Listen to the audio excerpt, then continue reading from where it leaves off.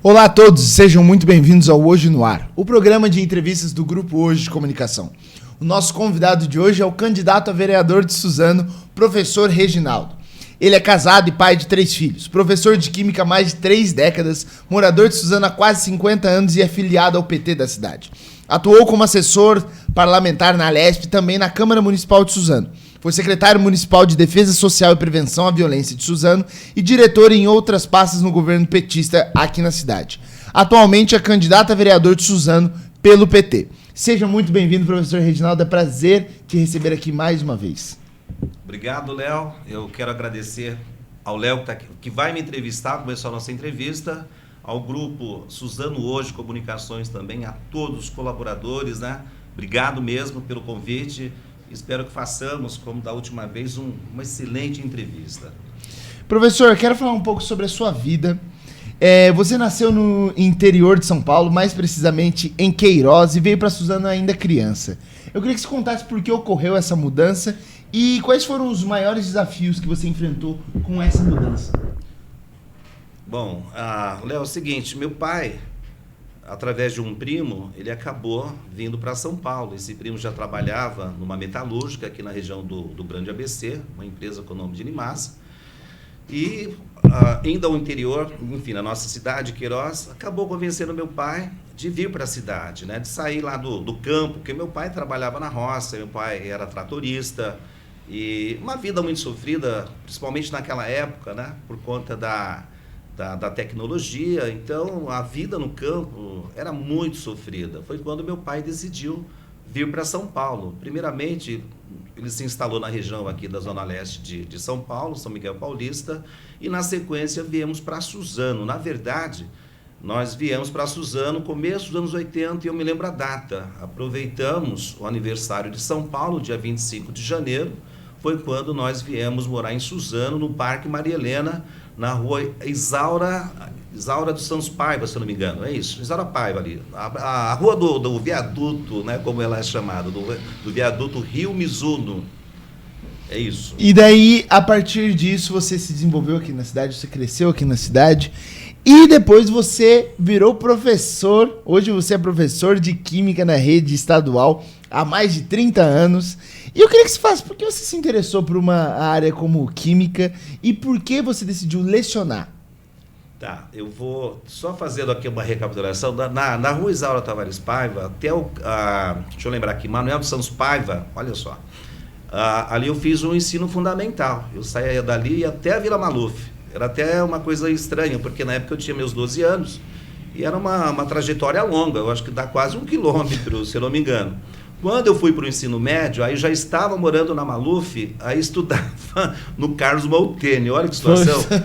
Mudou uma de inversão, exatamente. E no Carlos Molteni, se eu não me engano, eu fui a segunda turma de Química. Na época, nós tínhamos, o curso era de 4 anos, foi quando eu me formei no curso técnico em Química, na época, trabalhando inclusive em algumas empresas aqui da região, como a Daiquímica, Resana Indústrias Químicas, trabalhava com resina, a Nalco, ali na Índio Tibiriçá também, que hoje é Ecolab, fiquei na Nalco 5 anos, foi o período, inclusive, que eu cursei faculdade, me formando em licenciatura em Química na época. E por que você teve esse desejo, assim, de lecionar? O que te encantou no ser professor? Bom, a questão de escolher ser professor foi em 94. Alguns amigos, né, infelizmente, 1 ou 2 já falecidos, começaram a lecionar. Eu trabalhava na indústria química e esses amigos trabalhavam no horário administrativo e à noite lecionavam. Foi quando, numa conversa, falou, pô, Reginaldo, à noite você está tranquilo, você poderia pegar algumas aulas.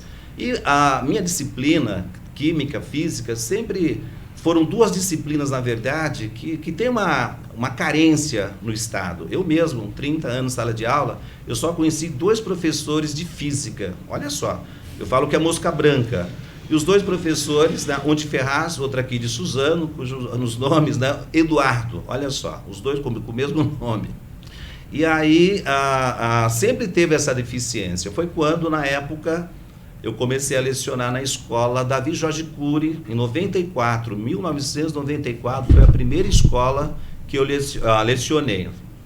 E daí eu queria que você falasse, dentro de todo o seu desenvolvimento, dentro da vida como professor, como começou o seu envolvimento com a política? Então, Léo, com a política, eu só me ative que eu gostava de política num curso técnico, porque no primeiro ano eu tive o prazer de ter um professor, eu sempre falo dele, né, do Ocimar Brau, e o Ocimar era professor de história, ele fazia uns fichários, e obrigava, né, nós tínhamos que ler o livro todo, depois fazer um resumo, enfim, tinha que entregar o fichário para ele, não era cópia, era um resumo daquilo que você entendeu. Foi quando me despertou para a política, me despertou também para a leitura. Eu até falo, não foi um professor de português, olha só, foi um professor de história que me despertou para a leitura e que me despertou para a política também. Foi quando eu percebi, mediante algumas músicas que eu ouvia, do Raul Seixas, o Raul também, ele teve essa parcela de influenciar, né, a minha vida com relação à questão da sociedade que eu vivia, enfim, de políticas públicas. Foi com Raul Seixas e, na sequência, o professor Ocimar que me despertou para a política. E daí, professor, mesmo com esse seu envolvimento com a política, você ainda demorou para ser candidato. Por que você só decidiu ser candidato? Você não concorreu a nenhum cargo eletivo antes de 2020, por exemplo? Então, Léo, na verdade, eu comecei a me aproximar, digamos assim, do partido político, o PT, final dos anos 90. Uhum. No bairro que eu moro, Vila Maluf, nós tivemos lá duas candidaturas, né? Deixa eu lembrar. Foi do Wilson Borges e depois do Cláudio Cabral. O Wilson, se não me engano, foi em 96. E ali a gente começou a se aproximar, discutir política, ele falando da candidatura dele, enfim. Depois teve o Cláudio Cabral em 2000, aí eu acabei participando, coordenando a campanha do Cláudio, que morava no Parque Maria Helena, e quando eu fui perceber, eu já estava envolvido no PT, né? E aí no começo dos anos 2000 foi quando eu me filiei ao Partido dos Trabalhadores. E como fui para a direção, e, enfim, e fui presidente 2 mandatos, e passei pela Secretaria de Organização, Secretaria Geral, Secretaria de Finanças. Na Macro, Alto Tietê também, eu acabei ocupando o cargo de secretário-geral, secretário de Finanças, e assim a gente acabou tendo, né, ao longo dessa trajetória toda, uma formação assim muito importante para o partido e importante para a cidade também. Inclusive, na minha campanha, nas ruas, eu venho falando o tempo todo. Nesse momento de disputa política, eu quero deixar isso bem claro, aproveitando esse momento. Eu não estou disputando questões ideológicas, partidárias. Eu não preciso provar para ninguém de onde eu sou. Todos que me conhecem sabem da minha caminhada, tanto que o meu número é 13013. Eu me lembro que, recentemente, conversando com algumas pessoas, falando dos investimentos também do governo federal para a cidade de Suzano. Nossos deputados federais e estaduais encaminharam, né, vários recursos para a cidade. O próprio governo federal acabou encaminhando mais de 108 milhões para a cidade de Suzano. Então, nós temos parcerias na cidade de Suzano e nós temos que pensar a cidade. Eu acho que é isso que é importante. Nós temos que pensar a nossa cidade, a nossa população, o bem-estar social, e é por isso que eu estou nas ruas, dialogando com as pessoas, pedindo voto, e essa é a nossa caminhada. E assim, dentro de todo esse seu ativismo começou, o que levou... Você disse que você teve uma oportunidade uma vez, você chegou até a ser pré-candidato em 2004, mas houve um evento na sua vida que lhe impediu, que lhe fez decidir não sair até 2020. Não, isso é verdade. Aconteceu um fato na minha vida, eu até vou recapitular um pouquinho. A vida política começou, na minha avaliação, ali na questão sindical. Quando eu comecei a lecionar, imediatamente já me associei ao Sindicato dos Professores, a POESP. Né? E aí linka também com a questão partidária, não tem jeito, né? Nós somos ativistas, a bandeira principal que eu levanto é a bandeira da educação. Quando foi em 2004, né, na época o presidente do partido, né, do PT, me pediu para que eu, assim, Reginaldo, sai candidato, você é uma pessoa carismática, enfim, tinha todos ali como é que fala, as características que para o partido naquele momento seria importante colocar o meu nome.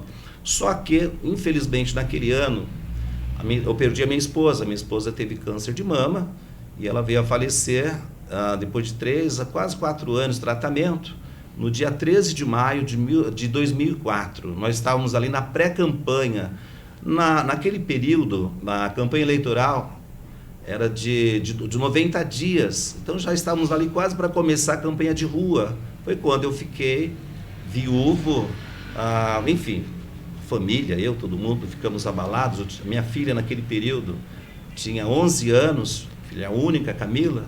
E isso acabou me deixando muito abalado. Foi quando eu retirei minha candidatura no encontro para decidir a nossa chapa. Foi isso que aconteceu. Eu falei, não vou sair, vou apoiar alguém, não estou em condições emocionais para manter a minha candidatura. Foi isso que aconteceu em 2004.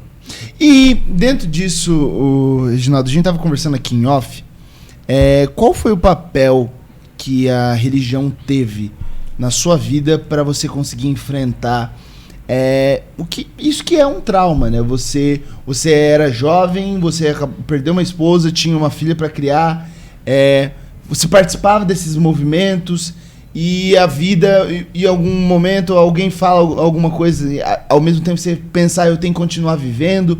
Como foi para você o papel da religião em meio a tudo isso para conseguir lidar com todos esses desafios? Pois é, eu venho de um berço cristão, é isso. Meu pai, minha mãe, a maioria da minha família, na verdade, a família Macedo, a família Carvalho, por parte da minha esposa, Santana, né? A maioria das nossas famílias, né, são da congregação cristã. Então, nesse período, na minha casa, nós recebíamos várias visitas de irmãos e irmãs. Foi um período de muita oração. Na congregação tem essa questão da unção, né? Teve o período da unção também, enfim, mas tudo é vontade de Deus. Acabou acontecendo, por mais que sabíamos da gravidade do câncer que ela tinha, na época quando foi descoberto, o médico havia dito, né, o oncologista, que era um câncer muito agressivo. E, então, por mais que fazia-se os tratamentos, as orações, enfim, nós sabíamos que era uma situação muito complicada. Infelizmente, ela veio a falecer. Mas foi isso, nesse período ajudou muito. Meus pais, assim, foram cruciais para me dar força, tanto durante o tratamento e, infelizmente, após o falecimento dela. E a Irmandade sempre foi muito solícita, até por conta da participação, né, dos meus familiares na igreja, né, na congregação. Então isso ajudou bastante nesse período. Não dá para fugir disso, né, para falar que não ajudou, mas claro que ajuda. Toda vez que chegava em casa, tinha alguém me esperando, tomava um café, tomava um chá, esparecia um pouquinho, e tudo isso foi nos ajudando a fortalecer e superar esse trauma, porque não é fácil. Naquela época eu tinha 35 anos, minha filha tinha 11 anos, não foi fácil para nós, passamos assim, um período muito difícil, mas se não fosse a família, a Irmandade sempre presente, meus irmãos, enfim, a família é importante, eu não tenho dúvida disso, eu sempre falo, família é importante. E Reginaldo, qual o papel que a religião tem hoje na sua vida? Olha, a minha esposa, as pessoas que estão mais próximas a mim falam, Reginaldo, você é uma pessoa de muita fé. E com o tempo fui aprendendo a reconhecer que, de fato, eu sou homem de muita fé. E eu vejo que ajuda demais. O lado espiritual a gente precisa cuidar. É determinante em nossas vidas, ajuda demais. É uma contribuição que não tenho palavras para dizer. É muito importante participar, sim. É muito importante a fé nos ajuda a superar todos os problemas. É isso. Eu não tenho dúvida disso. E, Reginaldo, dentro de tudo isso, por que você decidiu ser novamente candidato a vereador? Ser candidato a vereador, eu fui em 2020, em plena pandemia, tive 750 votos. Mais uma vez, eu venho agradeci na época e quero agradecer de novo pelos 750 votos. Eu venho dizendo nas ruas que eu gostaria de dobrar essa votação. E o que me fez sair de novo foi justamente os amigos, os moradores da Maluf, do Parque Maria Helena, professores, inclusive, amigos professores, porque a gente, assim, como ativista, você acaba se destacando e sendo, né, uma referência, digamos assim. E foi quando, mais uma vez, discutindo com a família, conversando, vamos, né, colocar à disposição do partido, o partido acatou a minha indicação, e estamos nas ruas, dialogando, apontando, né, como é que fala, as nossas propostas para a cidade enquanto vereador, porque o que mais me chama a atenção, e eu venho falando sempre isso, que a população saiba diferenciar os poderes. Qual seria o papel de um vereador e de um prefeito, pensando aí do próximo mandato, né, a partir de 2025. O vereador ele tem que fiscalizar. Nós temos um orçamento de mais de 1,5 bilhão na cidade. E quando você tem um vereador ativo, um vereador participativo, ele vai discutir, ele vai propor, ele vai para Brasília, ele vai na Alesp, ele vai conversar com os deputados. Eu tenho essa boa relação com os nossos deputados e eu tenho certeza que faríamos uma diferença tamanha de estar pautando assuntos importantes para a cidade, para as regiões que nós sabemos que precisam de mais investimento. Então, um vereador que tem esse perfil, ele faz e fará a diferença para a nossa cidade. E falando sobre propostas, Reginaldo, você, como a gente falou, você tem longa experiência na educação. E eu queria que você falasse, atualmente, quais são os principais desafios que a área da educação municipal enfrenta?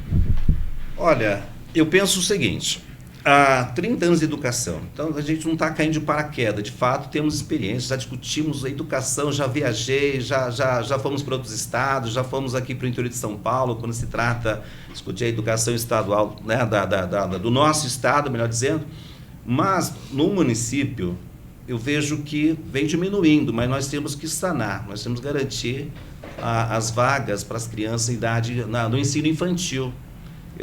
Esse dia teve um debate, eu assisti uma entrevista, o Conselho Municipal de Educação falando que ainda temos 1.000 crianças fora da escola.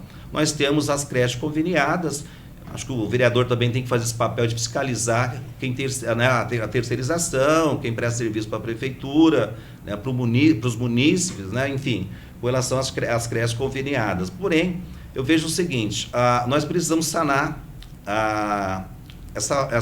esse déficit, digamos assim, e garantir que todos estejam matriculados na escola. Agora, com relação à questão pedagógica, eu sempre me arrisquei em dizer o seguinte, gente, qual é o segredo de ensinar? É isso, qual é o segredo?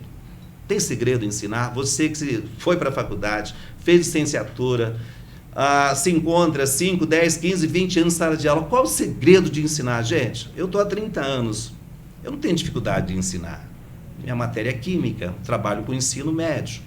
Mas o que precisa, né, a gente vem analisando aí algumas questões de formações de professores, é até a formação continuada dos professores. A partir do momento que você... É porque o professor, quando você faz licenciatura, Léo, você sai da faculdade cru.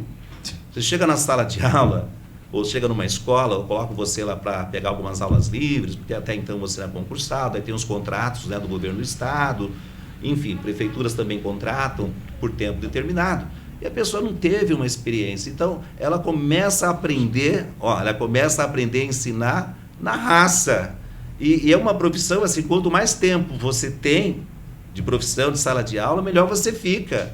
É isso. Então, eu costumo brincar com os professores que eu me encontro numa linha que nós chamamos de dinossauros da educação, porque 30 anos de sala de aula não é brincadeira, é uma caminhada longa. Mas eu penso assim, eu acho que primeiramente é garantir o acesso à escola, ao ensino infantil, a formação continuada de professores é importantíssimo, não tenha dúvida, principalmente agora, depois da pós-pandemia, com relação à questão da tecnologia, não tem como. Eu não quero dizer aqui, veja bem, que a tecnologia é tudo, vai sanar todos os problemas educacionais do nosso país, não, porque tem países desenvolvidos que estão rediscutindo a questão tecnológica e, mais uma vez, o uso do celular na sala de aula. Nós sabemos que atrapalha muito. Então, tem que ver de que forma a tecnologia pode ser, assim, algo a mais para estar ajudando na questão pedagógica, mas não é decisivo, né, para que sanemos aí todos os problemas educacionais do nosso país. Tem que fazer uma grande discussão com relação a esse formato de educação que nós temos. Inclusive, falando sobre essa questão de tecnologia, a gente sabe que a pasta de educação de Suzano se modernizou em vários sentidos. Hoje utiliza de plataformas digitais, também tem os Chromebooks em sala de aula, tudo isso com o objetivo de digitalizar mais a educação. Eu lembro de uma entrevista que você falou sobre como o celular atrapalha muitas vezes na gente, nessa desenvoltura, porque a gente quer tudo muito rápido, tudo mais.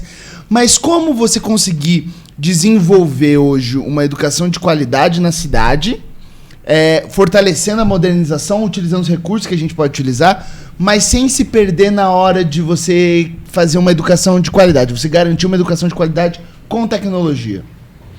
Então, eu vejo, eu peguei algumas aulas de tecnologia, né? Eu passei o ano, se não me engano, ano passado, eu tive essa experiência. Mas o que acontece? Travava a internet, às vezes não tinha equipamento para todos os alunos. Quando você, né, no meu caso, levava para a sala maker, eles se dispersavam, sabe aquela coisa de focar? Já estava entrando o que não devia, querendo jogar outras coisas, deixando de priorizar a questão pedagógica, que era o propósito ali principal. Lidar com isso não é fácil, é uma questão também de educar, reeducar e tendo uma parceria entre escola, comunidade, com os pais, a família. Não tem como, o professor sozinho, ele não consegue. Então, quando se tem as reuniões de pais, ali é para a gente, não é para falar de problemas do filho, de indisciplina, eu nunca tive essa característica, mas é para falar de que forma podemos nos ajudar, porque só o professor não consegue. Então, envolve o Estado, a equipe gestora, a coordenação, professor e os pais. Os pais deveriam, né, cumprir um papel importante na formação, na educação de seus filhos. É isso, precisa participar. É isso. E, Reginaldo, você foi secretário de Segurança na cidade de Suzano, como a gente falou, durante o governo do PT aqui na cidade. E, recentemente, nós publicamos uma matéria onde a gente mostrou que os roubos na cidade caíram mais de 20% nos últimos 3 anos. Mas grande parte dos nossos leitores se mostravam apreensivos, não somente em relação aos dados, mas em relação... Eles falavam, no meu bairro ainda acontece muito roubo, eu não me sinto seguro no meu bairro. Então eu queria que você falasse, caso eleito vereador, que medidas você lutaria para que aumentasse a sensação, inclusive, de segurança dentro dos bairros de Suzano? Então, eu participei dessa pasta, acabei assumindo a secretaria. Nós discutíamos muito a questão do monitoramento para a cidade, entrada e saída, enfim. Falava-se do vídeo alarme nas escolas, que além das câmeras tinha um sistema de alarme que disparava, e aí uma VTR da Guarda Municipal iria até o local para ver o que estava acontecendo. Enfim, nós fizemos várias discussões. Na época, nós inclusive criamos o Plano Municipal de Segurança, na época. Pegando assim um diagnóstico completo da cidade, das vulnerabilidade social, da questão da violência, todos os tipos de violências possíveis. Então nós conseguimos, né, ter um diagnóstico na época da cidade. Com isso, já naquele período, nós começamos o fortalecimento da Guarda Municipal, a GCM. E para nós, assim, o que foi crucial foi quando discutimos um plano de carreira para a GCM. Naquele período, Guarda Municipal, e sem menosprezar, eu me lembro que era a base da contratação por tempo determinado, 2 anos de contrato. E a partir daquele período que estávamos à frente da secretaria, nós chegamos a uma conclusão seguinte: a segurança é coisa séria, nós precisamos contratar através de concurso público. E foi dessa forma que tivemos ali o primeiro concurso público, se não me falha a memória, da cidade de Suzano, qualificando a nossa GCM. Então, a partir de então, eu falo sempre isso, nós deixamos um legado. Eu encontro com alguns GCMs da minha época, da nossa época, que eu percebo respeito, alguns até me chamam de chefe, eu não, chefe não, ô chefe, tudo bom, chefe? Mas porque sabe do legado que nós deixamos e valorizar a Guarda Municipal de Suzano. E, uma vez eleito, eu quero realmente pautar essa questão da segurança, buscando recurso com os nossos parlamentares, federais, estaduais, indo para Brasília, enfim, fortalecer ainda mais a nossa GCM. A questão de segurança pública também passa pelos focos escuros da cidade. Né? Eu falo isso o tempo todo. Quanto menos focos escuros, mais passa uma sensação de segurança. Então, nós precisamos investir mais nessa questão também. Me lembro naquela época nós tivemos o programa Reluz, e vários bairros da cidade foram trocadas luminárias, com luz, né, luminárias de LEDs, essa coisa toda. Então, nós precisamos pensar, reformular, rediscutir esse segmento também da segurança e buscar recurso. Eu penso que o parlamentar, uma vez eleito vereador, não tem que ficar só na nossa caixinha, pensando aqui, né, só dia de quarta-feira, rodando o bairro e coisa e tal, porque o parlamentar ele pode articular, ele deveria ir lá para a Assembleia, ele deveria ir lá para Brasília, chamar os deputados federais e estaduais, né, discutir com o prefeito emendas, né, de acordo com o segmento e a necessidade prioritária da nossa cidade. Eu até venho falando isso, o pessoal, mas você é oposição? Não, ser oposição é porque estou numa federação, estou num partido diferente. Gente, uma vez eleito, a gente tem que pensar na cidade. O vereador não tem que ser inimigo do prefeito, pelo contrário, ele precisa discutir no sentido de dialogar, trazer propositura, pensar na cidade, pensar em algumas regiões que carecem de investimento público. Esse é o papel do vereador. E, Reginaldo, você citou muito a questão da GCM, por exemplo, e eu queria que você falasse, caso eleito vereador, você buscará também, com a prefeitura, inclusive, buscar uma maior valorização dos GCMs,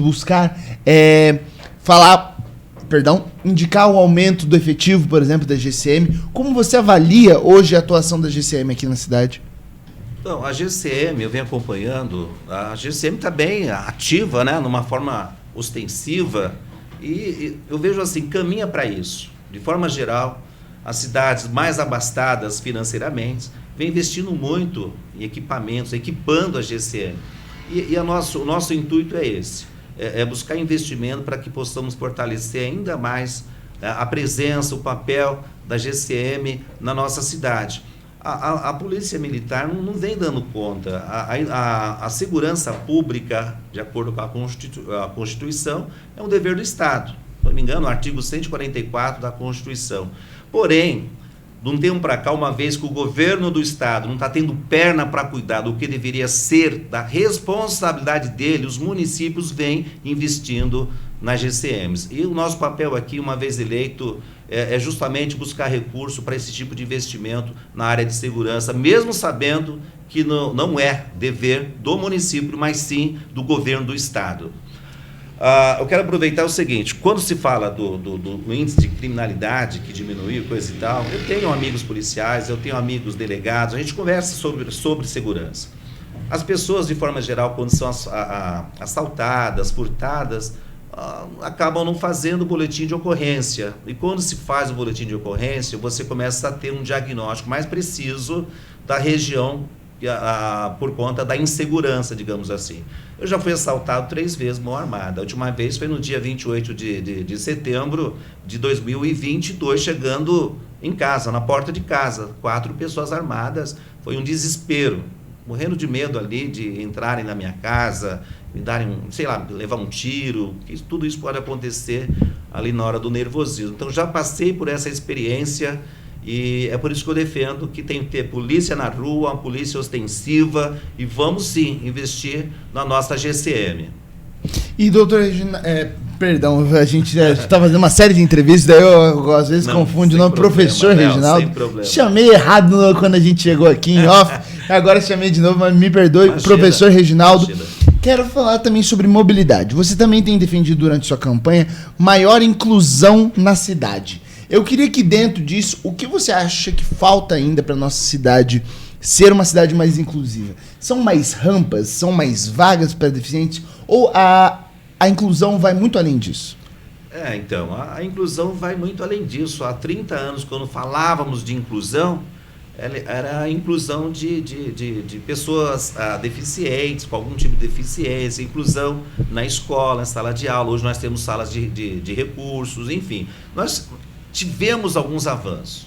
Se for relembrar aqui de 20, 30 anos, já avançamos bastante, precisamos avançar mais. Mas a mobilidade urbana, a acessibilidade, tudo isso faz parte dessa questão também de uma cidade mais acolhedora, mais humana. Nós temos que pensar na questão de uma cidade digital, mas essa cidade ela é tecnológica, né? Mas a cidade ela precisa ser humanizada também. Então, quando fala de inclusão ou de mobilidade, eu venho defendendo de fato nas ruas, principalmente onde eu moro.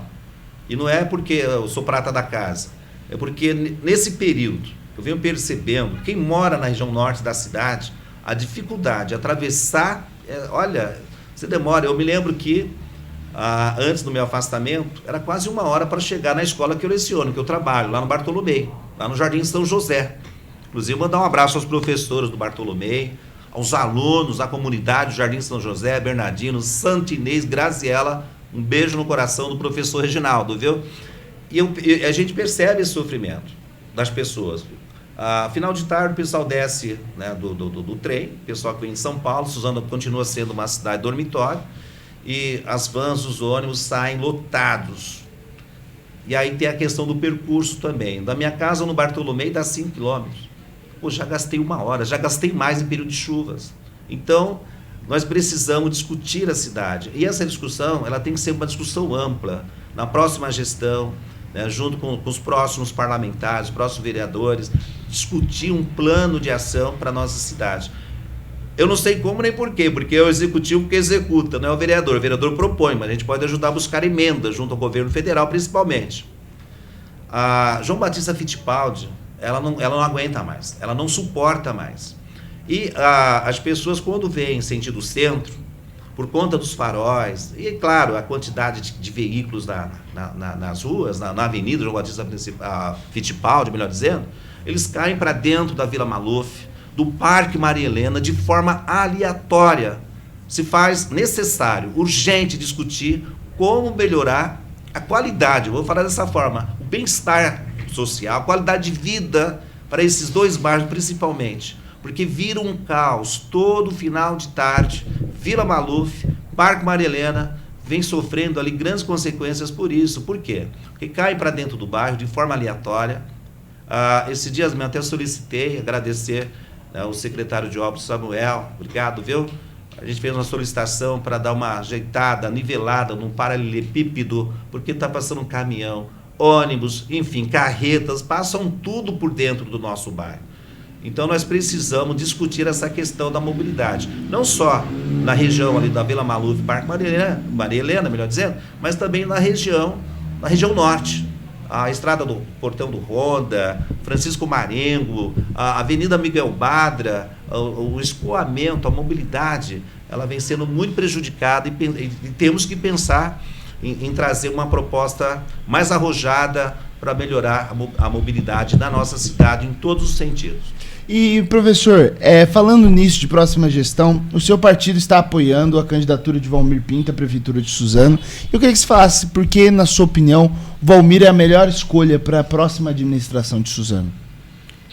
O Valmir, eu fui presidente do partido 2 mandatos. Eu tive uma aproximação muito forte ao Valmir, meu amigo, meu companheiro.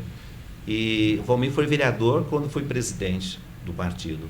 O Valmir foi secretário de Cultura, quando eu também fui secretário de Defesa Social e Prevenção à Violência. Então, nós temos afinidades. Eu acho o Valmir preparado, né? Eu avalio que o Valmir tem um bom preparo. O Valmir conhece, né, os problemas da nossa cidade, 2 vezes como vice-prefeito, né, do nosso prefeito, Rodrigo Astiuchi.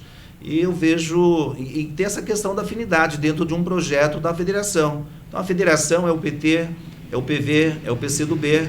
Lá atrás, havíamos discutido, né, quem seria ou poderia ser candidato ou candidata da federação, e optamos pelo Valmir, mediante o seu perfil, sua experiência, enfim, e a afinidade que temos, e nós acreditamos que o Valmir tem condições de fazer um excelente governo para a cidade de Suzano.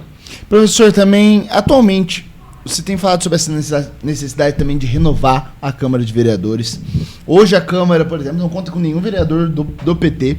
E eu queria que você falasse que falta faz um vereador ali do PT e qual o impacto que o partido teria na cidade caso consiga eleger pelo menos um vereador, quem sabe até o senhor. Pois é, eu falo que não é arrogância, não é prepotência. É porque nós temos uma forma diferente de pensar a cidade. Eu me lembro quando tivemos nosso primeiro governo, em 2005, tantas coisas que nós pautamos e continuam sendo pautadas. A cidade de Suzano, quero lembrar isso, Léo, não se discutia mobilidade, acessibilidade, não se discutia sala de recursos, essa questão da promoção social, os avanços que tivemos com os CRAS, enfim. Nós pautamos assuntos importantes para a nossa cidade, que durante, sei lá, 30, 40, 50 anos não se discutia. Por isso que eu falei, né? Não é prepotência. Plano diretor na cidade de Suzano começou a ser discutido no nosso governo. Não se discutia plano diretor. A votação era feita na calada da noite, as pessoas nem sabiam, os munícipes nunca se preocuparam em saber o que seria plano de diretor e qual o impacto do plano diretor na sua vida. E nós pautamos tudo isso. Revitalização, por exemplo, uma palavra que no vocabulário aqui da cidade, da questão política, não existia. E hoje a gente vê aí, eu fico feliz por isso, sabe por quê? Porque eu participei de tudo isso. Eu ajudei nessa construção. Fiquei 8 anos no governo, o nosso governo, o governo do Partido dos Trabalhadores. E a cidade mudou e todo mundo sabe disso. Naquele período, a nossa cidade se tornou, um canteiro de obras. E eu participei de tudo isso e sou muito grato por ter participado e ter contribuído com a nossa cidade. E, professor, o que você acha que hoje falta à Câmara que o professor Reginaldo seria capaz de acrescentar? Então, seria justamente esse perfil, Léo. Esse perfil de aguçado, como é que eu posso dizer para você? De não esperar acontecer, de fazer acontecer, de buscar, digamos assim, investimento, de conversar com o próximo prefeito ou prefeita, enfim, de trazer uma proposta mais arrojada para a cidade em termos de desenvolvimento, de investimento. Eu tenho um sonho, eu venho falando para os moradores de onde eu moro. Nós temos um problema sério de alagamento na Vila Maluf e Parque Marilena. Sei que lá no Badra também, né, dependendo aí o volume pluvial, acaba tendo alagamento, enfim, enchente, coisa e tal. De resolver de uma vez por todas os problemas dali da nossa região. Ou um piscinão, sabe? Ou baixar a calha do rio Tietê, mas alguma coisa precisa ser feito. Esse ano, por conta da questão climática, nós não tivemos chuvas. Mas se fosse o ano, como os anos anteriores, nós teríamos o mesmo problema recorrente nessas regiões. Tanto o Badra quanto ali o Parque Marilena e Vila Maluf. Então nós precisamos trazer, né, uma proposta mais arrojada para resolver de uma vez por todas esse tipo de problemas que já se acarretam aí há muitos anos. Eu moro ali há 44 anos e sempre convivemos com os pontos de alagamentos, com os problemas recorrentes de 40 anos ou mais. É isso, precisamos resolver essa questão. E uma vez eleito, eu tenho certeza que nós vamos trazer esse tipo de discussão, de discutir a cidade, do que é prioridade, o bem-estar social, de buscar investimento do governo federal, de conversar com nossos deputados, né, que estão aqui na LESP, deputados estaduais, enfim, tanto estaduais quanto federais. Nós temos condições de articular e trazer investimento para a cidade. Professor, já estamos finalizando nossa entrevista. Eu abro esse espaço para você fazer suas considerações finais, com uma pergunta também. Por que a população suzanense deveria confiar o voto dela a você, professor Reginaldo?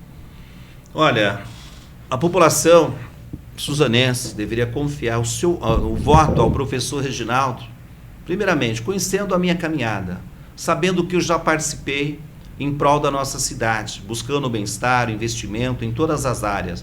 Passei pela educação, passei pelo esporte na época do programa lá, Crianças de Ouro, passei pelo desenvolvimento econômico, passei pela segurança, né, Secretaria de Defesa Social e Prevenção à Violência, passei pela Câmara, fiquei 8 anos na Câmara como chefe de gabinete. Professor tem formação específica na área de gestão, uma pós-graduação. Professor vive a cidade, eu conheço a cidade de Suzano de ponta a ponta, e quem me conhece, quem sabe da minha índole, quem sabe do meu caráter, sabe que vai depositar um voto de confiança numa pessoa que não vai decepcionar. Eu trabalho desde 83, carteira assinada, professor desde 94.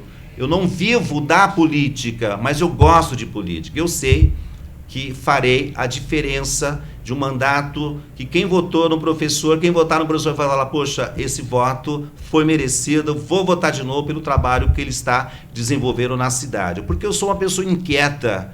Existe aqui uma adolescente, como diz Belchior, que dá uma inquietação que eu não consigo ficar parado. Então eu tenho certeza, uma vez me dando essa oportunidade, farei uma diferença né, no Legislativo Suzanense, no mandato, né, participativo, que as pessoas possam, em conjunto, decidir comigo o que é prioridade de acordo com a região, o bairro, enfim, para a cidade. Esse é o perfil do professor Reginaldo. Então, eu gostaria muito de pedir o seu voto, de pedir o seu apoio. Meu número é 13013, estou lá no Instagram, estou lá no Facebook, e quero aproveitar também, agradecer aos meus parentes, a minha família, esposa, meus filhos, meu genro, Bruno, um abraço, tá, do sogro, fazendo aniversário hoje, feliz aniversário.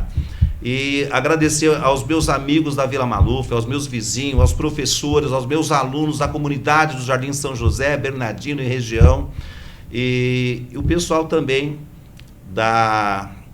que faz parte do núcleo da congregação. Meu avô, minha avó, meus tios estão diáconos, fica na paz de Deus. Um beijo no coração do professor Reginaldo, vamos à luta, rumo à vitória, um abraço a todos. Lembre-se, 13013, professor Reginaldo, vereador, um abraço.